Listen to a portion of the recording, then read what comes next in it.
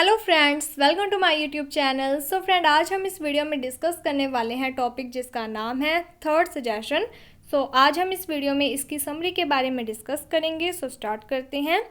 The extract third suggestion has been taken from the original book titled a feminist manifesto in 15 suggestions written by Chimamanda Ngozi Adichie and publish in the year 2017। कि ये जो third suggestion है ये किस में से लिया गया है, तो इसकी जो ओरिजिनल बुक जिसका टाइटल है of feminist manifesto in 15 suggestion, इसमें से लिया गया है और ये पब्लिश किया गया था 2017 में।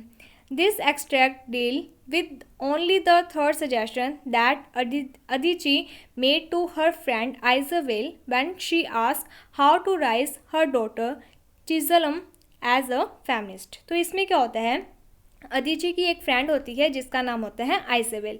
आइजेबेल उनसे पूछती है कि वो अपनी डॉटर को एक फेमिनिस्ट बनाना चाहती है, तो किस तरीके से वो अपनी डॉटर की टेक केयर करे, उसे किस तरीके से ब्रॉटअप यानी कि पाल पोस कर बड़ा करे, जिससे कि उसकी जो थिंकिंग है कि वो एक फेमिनिस्ट बन जाए। This extract conceptually introduce the gender role and discuss to what extent a culture construct gender by conditioning man and women differently। तो ये जो प्रोज है इसमें बेसिकली क्या बताया गया है, जेंडर रोल्स के बारे में बताया गया है कि किस तरीके से हमारी जो सोसाइटी है उन्होंने जेंडर को लेकर अलग अलग उनके रोल्स डिसाइड कर दिए हैं कि अगर कोई फीमेल है तो उसका क्या रोल है और जो मेल है उसका क्या रोल है। तो इस तरीके से हमारा ये जो कल्चर है वो एक कंस्ट्रक्ट कर रहा है जेंडर यानी कि कंडीशन के अकॉर्डिंग मैन के और वुमेन के क्या क्या रोल्स हैं उन्हें कंस्ट्रक्ट कर रहा है। इसके बाद यहाँ पर चिमामेंडा अदिची नगोजी's बुक डियर आइजेबेल और अ feminist manifesto in 15 suggestion perfectly sum up how to go about fulfilling the task to raising a feminist child। तो इनकी जो बुक है डियर आइजेबेल, इसके अलावा ए फेमिनिस्ट मैनिफेस्टो इन 15 सजेशन, इन दोनों बुक्स के थ्रू अदिची है जो उन्होंने ये बताया है कि किस ये जो टास्क है कि किस तरीके से अपने बच्चे को एक फेमिनिस्ट के रूप में बड़ा किया जाए, पाल पोस कर उसे एक फेमिनिस्ट बनाया जाए, तो इस टास्क को हम किस तरीके से फुलफिल कर सकते हैं। तो इसके बारे में अगर हमें जानना है तो हमें इनकी ये जो बुक्स हैं इनके बारे में नॉलेज होनी चाहिए।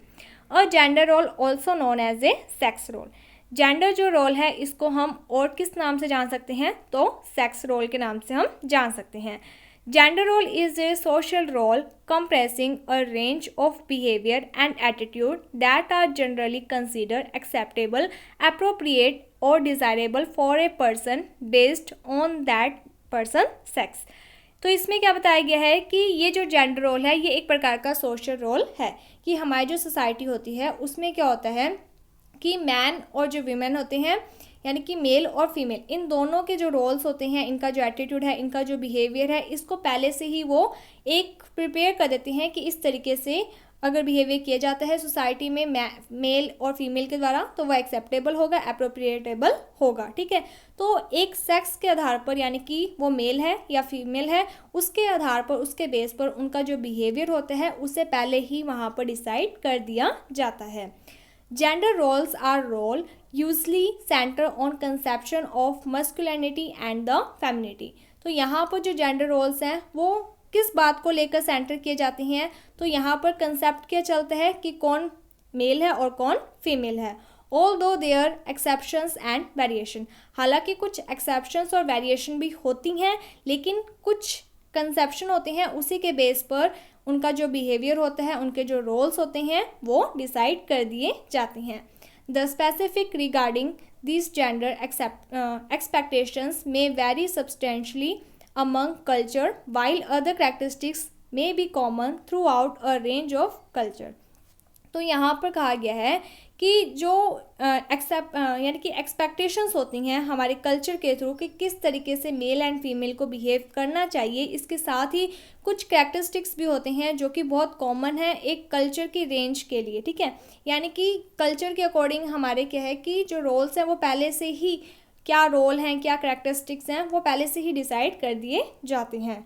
Gender role influence a wide range of human behaviour often including clothing, profession and the relationship. इसके साथ ही जो अदिति हैं वो कहती हैं कि ये जो जेंडर रोल्स होते हैं जो हमने डिसाइड कर रखे हैं कि मैन क्या करेगा, वीमेन क्या करेगी, मेल और फीमेल के क्या रोल्स हैं, इसके थ्रू जो ह्यूमन का एक बिहेवियर होता है हम उसे क्या है कि बहुत ज़्यादा इन्फ्लुएंस करते हैं, प्रभावित करते हैं। और इसके साथ ही इन रोल्स के कारण ही जो मेल और फीमेल के क्लॉथिंग होती हैं या फिर उनका जो प्रोफेशन है या उनका जो रिलेशनशिप है वो सब कुछ बहुत ज़्यादा इन्फ्लुएंस होता है। तो जैसे कि आपने देखा होगा कि जो मैन होते हैं, जो मेल हैं वो पैंट शर्ट पहनते हैं, जो गर्ल्स होती हैं वो स्कर्ट टॉप, इस तरीके से सलवार कमीज़। तो ये किस कारण हो रहा है, ये जेंडर रोल्स जो हमने डिसाइड कर रखे हैं इसी के थ्रू हमारे जो कपड़ों का लड़के और लड़कियां क्या काम करेंगी, ठीक है। जो लड़कियां होती हैं पहले के टाइमिंग में ये देखा जाता था कि जो लड़कियां हैं, जो फीमेल हैं वो घर को संभालती है और जो मेल हैं वो घर से बाहर काम करेंगे, पैसा कमा कर लाएंगे। तो ये जो बातें हैं ये किसने डिसाइड की हैं, ये हमारी सोसाइटी ने ही डिसाइड की हैं। और किस बेस पर डिसाइड की हैं, तो जेंडर रोल के बेस पर। According the author Aditi, this is the theme sentence of the extract. In her third suggestion, she advised her friend Isabel to teach her daughter Chizalam the idea of gender role is absolute nonsense. तो यहाँ पर क्या है कि इस pros के through, third suggestion के through जो अदिति हैं वो अपनी फ्रेंड आइजेबेल को कहती है कि तुम अपनी जो डॉटर है उसे ये चीज़ सबसे पहले सिखाओ कि ये जो जेंडर रोल का आइडिया है ये पूरे तरीके से नॉनसेंस है, मीन्स बेकार का है। This view treat gender as though it is natural, यानी कि ये जो दिखाया जाता है कि ये जेंडर रोल है तो ये जो आइडिया है ये इस तरीके से दिखाया जाता है कि ये तो नेचुरल है, नॉर्मल सी बात है। अगर आप सोसाइटी में रहते हो तो कोई भी इस चीज़ों का विरोध नहीं करता है। Simply a fact of human nature that are all born with, but the author believe that it is not true. तो लोगों को क्या लगता है कि ये तो कॉमन सी बात है, लड़के हैं तो ये काम करेंगे, लड़की हैं तो उनके ये रोल्स हैं। लेकिन यहाँ पर जो ऑथर है वो कहती हैं कि ये चीज़ सही नहीं है। इन हर व्यू, ऑथर के according, boys and girls are born equal, society thrust gender role onto their children by conditioning them to behave differently based on their sex। तो यहाँ पर जो अदिति हैं वो कहती हैं कि जो बॉयज़ हैं, गर्ल्स हैं, वो जब जन्म लेते हैं तो वो इक्वल होते हैं, ठीक है, उनमें कोई भी भेदभाव, कोई भी डिफरेंस नहीं होता है।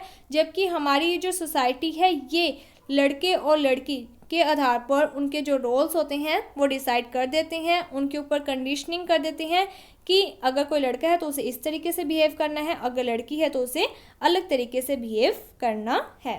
We are often told that the reason man and women behave as they do is because of their gender. इसके साथ ही हम भी बचपन से ही बच्चों को कहने लग जाते हैं कि तुम लड़के हो तो तुम्हें ये काम करना है, तुम लड़कियां हो तो तुम्हें ये करना है। तो ये रीज़न हम पहले से ही देने लग जाते हैं कि खाना है जो वो लड़कियां क्यों पकाती हैं, क्योंकि ये उनका काम है। तो इस तरीके से क्या है कि वो बताती हैं कि हम लोग ही हैं जो इन चीज़ों को बच्चों के दिमाग में बचपन से ही डालना शुरू कर देते हैं।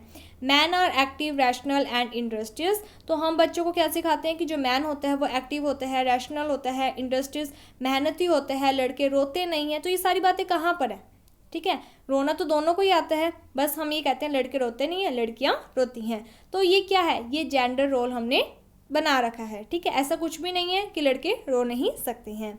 The women are passive, emotional and they are caring because they are women. इसके साथ ही हम वुमेन को क्या सिखाते हैं कि जो वुमेन होती हैं उन्हें शांत रहना चाहिए, वो इमोशनल होती हैं, उन्हें लोगों की, अपने फैमिली की केयर करनी चाहिए। क्यों? क्योंकि ये वो वुमेन है, उनके ये काम है, उनके ये रोल हैं जिन्हें उन्हें निभाना पड़ेगा।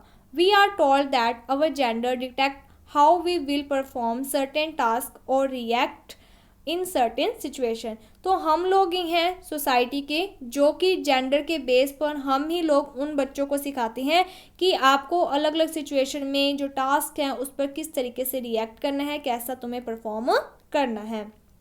अवर gender essentially define who we are and limits what we are capable of as individual। तो यहाँ पे कहते हैं कि हम ये जो जेंडर के आधार पर हम देखने लग जाते हैं कि जो लड़के हैं वो किस तरीके के काम करेंगे, किस तरीके का रिएक्ट करेंगे, लड़की हैं तो किस तरीके का काम करेंगी, कैसा रिएक्ट करेंगी, उनकी जो लिमिटेशन है, उनके जो कैपेबल हैं, उनको हम ही डिसाइड करने लग जाते हैं। जबकि हमें ऐसा नहीं करना चाहिए। हमें हर एक पर्सन को इंडिविजुअल उसमें क्या कैपेबिलिटी हैं उसके अकॉर्डिंग हमें उसे क्या है कि इन्हेंस करना चाहिए। Almost from the moment babies are born, our society begin to condition them as boy and girls differently।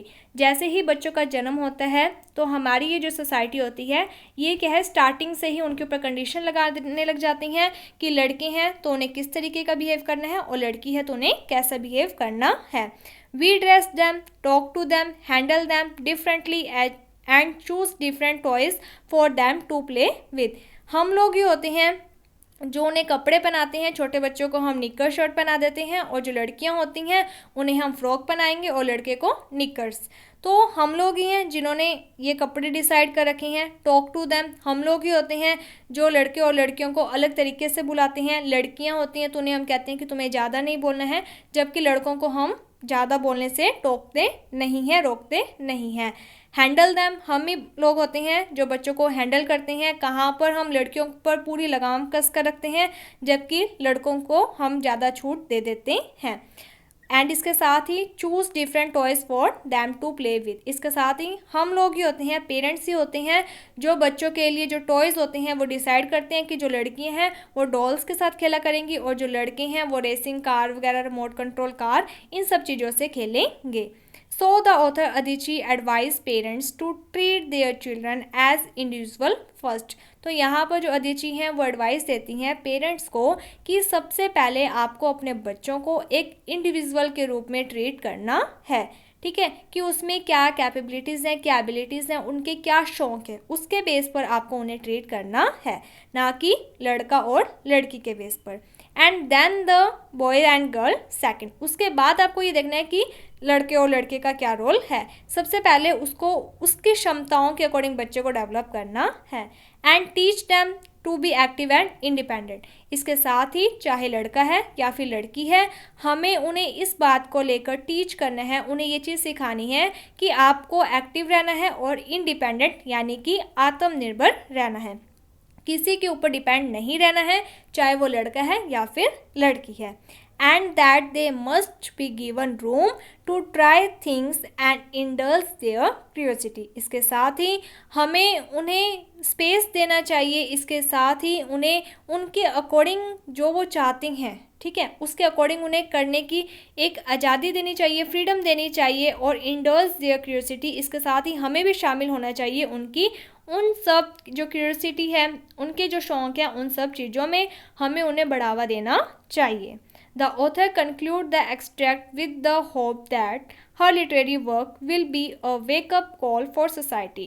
तो ऑथर हैं जो वो होप करती हैं कि इस प्रोस के थ्रू, इस लिटरेरी वर्क के थ्रू वो सोसाइटी को वेकअप कर सकेंगी, ये जो भेदभाव होता है उसके थ्रू उन्हें अवेयर कर सकेंगी कि ये सब चीज़ें सही नहीं हैं। And she look forward to a gender free and gender equal world, इसके साथ ही वो होप करती हैं कि आने वाला जो टाइम है वहाँ पर वो एक ऐसा वर्ल्ड देखेंगी जो कि जेंडर फ्री होगा, मीन्स लड़के और लड़की के आधार पर किसी भी प्रकार का कोई भेदभाव नहीं होगा, जेंडर इक्वल होगा, लड़का और लड़की दोनों इक्वल होंगे। तो ऐसा वो वर्ल्ड देखने की इच्छा रखती हैं। सो इस तरीके से आपका ये प्रोस है। होपफुली आपको इस प्रोस की समझ में आ गई होगी। एंड अगर आपको क्वेश्चन आंसर्स करने हैं तो वो मैं एक नेक्स्ट वीडियो बना दूंगी जिसमें मैं आपको जो भी क्वेश्चन आंसर है वो करवा दूंगी। अगर आपको कोई भी डाउट होता है तो आप नई शुरुआत टेलीग्राम ग्रुप बनाया गया है उसे भी ज्वाइन कर सकते हो और वहाँ पर अपने डाउट्स वगैरह पूछ सकते हो। अदरवाइज़ आप कमेंट सेक्शन में भी कमेंट करके अपने जो भी डाउट्स वगैरह होते हैं वो पूछ सकते हो। So thank you friends for watching my video. Thank you.